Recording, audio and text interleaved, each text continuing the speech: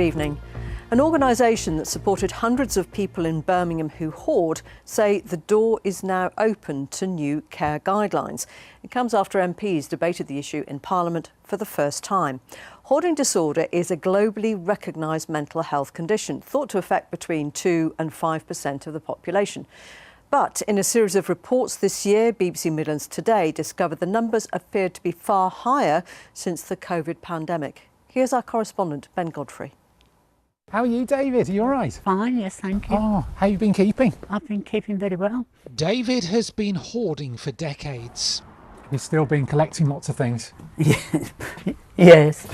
When I last visited his Birmingham home in the spring, it was difficult to move about. His urge to collect, to pile high, from soap to hundreds of Barbie dolls, knew no bounds.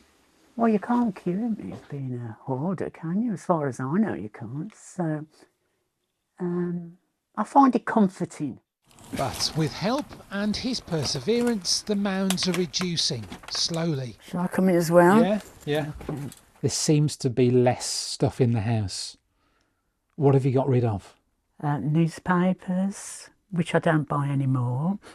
I think it's 4 or 5 skips with that. Large ones. Would you ever want to get rid of these? Perhaps take them to a charity shop? No.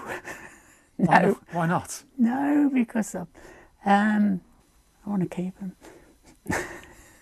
As a result of our reports on hoarding, hearing concerns it's becoming a national mental health emergency, the issue has now reached the House of Commons. I am grateful for the opportunity to lead this debate on a subject that, to the best of my knowledge, has never been discussed on the floor of this House before. While the Care Act of 2014 provides a foundation by recognising vulnerability, the absence of specific national guidelines leads to a postcode lottery of care.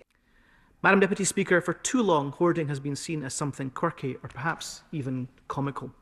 It is a complex and often misunderstood condition that can have devastating consequences. We will continue to work closely with these partners, local authorities and charities to make sure that this government is also playing its full part.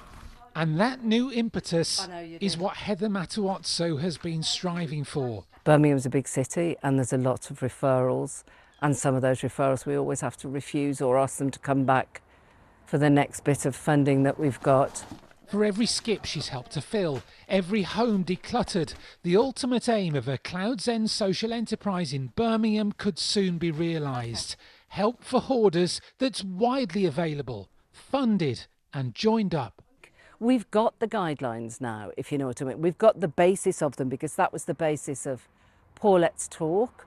And so all of us now need to keep that as our mantra wherever we go. If we keep saying the same thing, we will get there. Yeah. As I said, the door's open now and we put a brick behind it, so. Giving access to people like David, building trust, with some of the estimated 6 million people hoarding in the UK. Dahlias there, look, yeah, no, those are lovely still. So new guidelines are being drawn up by councils around the country. Mental health funding is being diverted in some cases into hoarding disorder. Politicians, it seems, are taking note, but this is just the start. Ben Godfrey, BBC Midlands Today, Birmingham. Well, Stuart Lakenby is the Executive Director of Adult Social Care at Birmingham City Council and joins me now. You're overseeing the reshaping of mental health services in the city, aren't you? How can you support people like David? So for me, the first thing we need to do to support people like David is start to think of this very much as not being a property orientated issue. Quite often for people who hoard, they have real challenges, particularly when they're in rented accommodation, when their landlord kind of becomes aware of some of those challenges. What we absolutely need to focus on is the kind of reason why people are hoarding in the first place. It's a really complex set of circumstances. It can be associated with people's mental health and well-being. But the kind of real issue for me is that unless we start to work with people around understanding that cause, we end up with significant cost implications because of what becomes a property issue. Right. Cost implications. We know that all council budgets are really stretched. Birmingham City Council is no exception to that. Can you afford this? Can you afford to provide this kind of care? I don't think we can afford not to kind of work in a preventative manner around this. If we kind of wait for a crisis, then we end up in a situation whereby we have potential fire risks, where there are floods. The consequential impact of just clearing people's properties is not sustainable.